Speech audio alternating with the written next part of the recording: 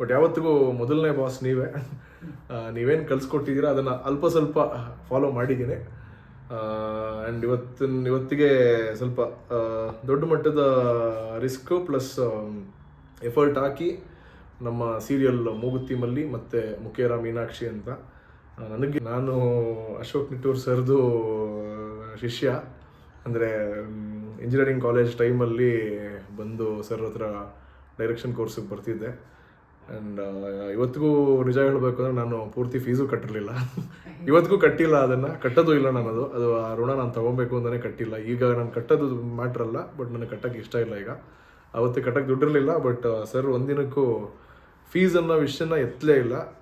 ಯಾವತ್ತೂ ಕ್ಲಾಸ್ದೇನು ಅಷ್ಟೇ. ಫೀಸ್ ಅನ್ನೋ ವಿಷಯನ ಒಂದು ದಿನ ನನಗೆ ಮುಜುಗರ ಆಗ್ತಿತ್ತು, 1-2 ದಿನಕ್ಕೆ ಕ್ಲಾಸಿಗೆ ಬರೋದು ಹೆಂಗೆ, ತಪ್ಪಿ ಫೀಸ್ ಕೇಳ್ಬಿಟ್ರೆ ಹೆಂಗೆ ಅಂತ.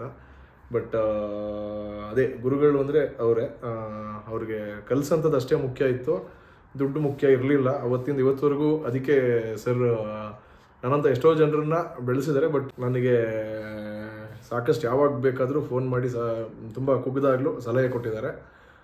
ಯಾವತ್ತೂ ಹಿಂಗೆ ಇರಿ ಸರ್, ಅಂದರೆ ನಿಮ್ಮಂಥವರಿಂದನೇ ನಮ್ಮಂತ ಏನೋ ಒಂದು ಆಸೆ ಇಟ್ಕೊಂಡು ಬೆಂಗಳೂರಿಗೆ ಬಂದವರು ಏನೂ ಆಗೋಕ್ಕಾಗಲ್ವೇನೋ ಅಂದಾಗ ನೀವು ಅವತ್ತು ಹೇಳಿರೋಂಥ ಮಾತುಗಳು, ಕಲಿಸಿರೋಂಥ ವಿದ್ಯೆ ಇವತ್ತಿಗೂ ಅದು ಯೂಸ್ ಆಗ್ತಿದೆ.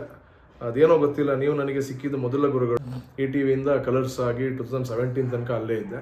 ಅದಾದಮೇಲೂ ಕಲರ್ಸ್ ಜೊತೆನೇ ಅಸೋಸಿಯೇಟೆಡ್. ಅಂದರೆ ಕಲರ್ಸಿಂದ ಹೊರಗಡೆ ಬಂದು ನಾನೇ ಒಂದು ಚಿಕ್ಕ ಪ್ರೊಡಕ್ಷನ್ ಕಂಪ್ನಿ ಮಾಡಿಕೊಂಡು ಕಲರ್ಸ್ಗೆ ಕನ್ನಡದ ಕೋಟ್ಯಾಧಿಪತಿದು VT ಶೂಟು. ಅದಾದಮೇಲೆ ಅದು ಮಾಡ್ತಾ ಇದ್ದಂಗೆ ಉದಯ ಮ್ಯೂಸಿಕಲ್ಲಿ ಜಾಕ್ಪಾಟ್ ಜರ್ನಿ ಅಂತ ಒಂದು ಶೋ ಬಂತು. ಅದನ್ನು ಪ್ರೊಡಕ್ಷನ್ನು ಪ್ಲಸ್ ಡೈರೆಕ್ಷನ್ ಎರಡೂ ಮಾಡಿದ್ದೆ. ಅದಾದಮೇಲೆ ಚಾನಲಲ್ಲಿ ಚಾಟ್ ಕಾರ್ನರ್ ಅಂತ ಒಂದು ಕಲರ್ಸಿಂದನೇ ಕೊಟ್ಟರು, ಅದರದ್ದು ಪ್ರೊಡಕ್ಷನ್ನು. ಆ್ಯಂಡ್ ಸ್ಟಾರ್ಸ್ ಅಭಿರುಚಿ ಅಂತ ಒಂದು ಶೋ ಬರ್ತಿತ್ತು ಮುಂಚೆ, ನಿಮಗೆ ನೆನಪಿದ್ರೆ 2016 ಅನಿಸುತ್ತೆ. ಅದು ನಾನೇ ಡೈರೆಕ್ಟರ್ ಅದರದ್ದು, ಪ್ರಿಯಾ ಸುದೀಪ್ ಅವರು ಅದ್ರದ್ದು ಪ್ರೊಡ್ಯೂಸರು. ಸೊ ಈಗ ಶೋಗಳು ಅದ್ರದ್ದು ಎಕ್ಸ್ಪೀರಿಯನ್ಸ್ ಇತ್ತು. ಸೀರಿಯಲ್ ಎಕ್ಸ್ಪೀರಿಯನ್ಸ್ ಯಾವುದು ಕೆಲಸ ಮಾಡಿರಲಿಲ್ಲ. ಸೀರಿಯಲ್ ಸಂತೆಗಳು, ಅನುಬಂಧ, ಅವಾರ್ಡ್ಸ್ ಆ ಥರದ್ದೆಲ್ಲ ಮಾಡಿದ್ದೆ, ಬಟ್ ಸೀರಿಯಲ್ಗೆ ಅಂತ ಯಾವ ಕೆಲಸನೂ ಮಾಡಿರಲಿಲ್ಲ. ಆ್ಯಂಡ್ ನನ್ನ ಗುರುಗಳಿಗೆ ಚೆನ್ನಾಗಿ ಗೊತ್ತು, ನಮ್ಮ ಮನೇಲಿ ಸೀರಿಯಲ್ ಬರ್ತಿಲ್ಲ ಅನ್ನೋ ಒಂದು ರೀಸನ್ಗೆ ಮನೇಲಿ ಜಗಳ ಮಾಡಿಕೊಂಡು ನಿನ್ನಿಂದ ಸೀರಿಯಲ್ ಬರ್ತಿಲ್ಲ ಅಂತ ನಮ್ಮ ಅಜ್ಜಿ ಏನೋ ಬೈದರು ಅನ್ನೋ ಒಂದು ರೀಸನ್ಗೆ ರಾತ್ರಿ ಮನೆ ಬಿಟ್ಟು ಬಂದಿದ್ದು ನಾನು.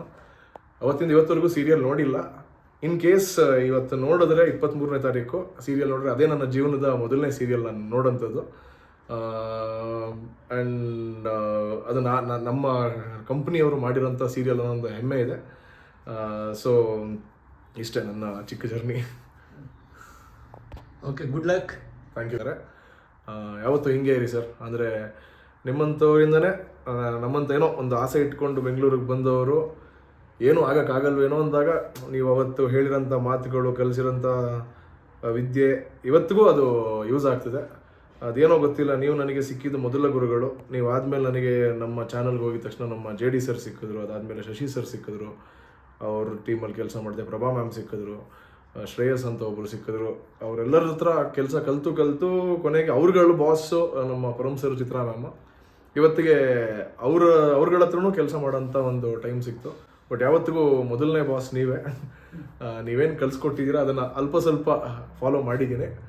ಆ್ಯಂಡ್ ಇವತ್ತಿಗೆ ಸ್ವಲ್ಪ ದೊಡ್ಡ ಮಟ್ಟದ ರಿಸ್ಕು ಪ್ಲಸ್ ಎಫರ್ಟ್ ಹಾಕಿ ನಮ್ಮ ಸೀರಿಯಲ್ ಮೂಗುತಿ ಮತ್ತು ಮುಖೇರ ಮೀನಾಕ್ಷಿ ಅಂತ ನನಗೆ ಗೊತ್ತಿರೋ ಮಟ್ಟಿಗೆ ಮೊದಲನೇ ಸೀರಿಯಲ್ ಇದು. ಕನ್ನಡ ಮತ್ತು ತೆಲುಗು ಒಟ್ಟಿಗೆ ಬರ್ತಾ ಇರೋಂಥದ್ದು. ತೆಲುಗುಲಿ 7:30ಗೆ, ಕನ್ನಡದಲ್ಲಿ 8 ಗಂಟೆಗೆ. ಸೊ ಮೈನ್ ಗುರುಗಳೇ, ನಿಮ್ಮ ಆಶೀರ್ವಾದ ಇರಬೇಕು. ನೀವು ಎಪಿಸೋಡ್ ನೋಡಿ ಅದು ಹೇಳಿ ಅದೆಲ್ಲ ನಾನು ಹೇಳಲ್ಲ. ಆಮೇಲೆ ನೀವು ನೋಡಿದ್ಮೇಲೆ ಅದ್ಯಾಕೆ ಹಂಗಾಗಿಲ್ಲ, ಇದ್ಯಾಕೆ ಹಂಗಿಲ್ಲ ಅಂತ ಬೇಕಾದ್ರೆ ಫೋನ್ ಮಾಡಿ ಬೈತೀರಾ. ಇದು ನಾನು ಡೈರೆಕ್ಟ್ ಮಾಡಿರೋದಲ್ಲ, ನಾನು ಪ್ರೊಡ್ಯೂಸ್ ಮಾಡಿರೋಂಥದ್ದು. ಆರವ್ ಕಾರ್ತಿಕ್ ಅಂತ ತುಂಬ ಒಳ್ಳೆ ಚಾಣಾಕ್ಷ ಡೈರೆಕ್ಟ್ರು. ತುಂಬ ಸಿನಿಮಾ ಲೆವೆಲ್ ಮೇಕಿಂಗ್ ಮಾಡಬೇಕು ಅಂತ ಇಷ್ಟು ದಿನ ಸ್ವಲ್ಪ ಲೇಟಾಗಿ ಮಾಡಿದ್ದಾರೆ. ತುಂಬ ಚೆನ್ನಾಗಿ ಬಂದಿದೆ. ಸಾಧ್ಯವಾದರೆ ನೀವು ನೋಡಬೇಕು, ಇಲ್ಲ ಅಟ್ಲೀಸ್ಟ್ ನಿಮ್ಮ ಆಶೀರ್ವಾದ ಇರಬೇಕಷ್ಟೇ.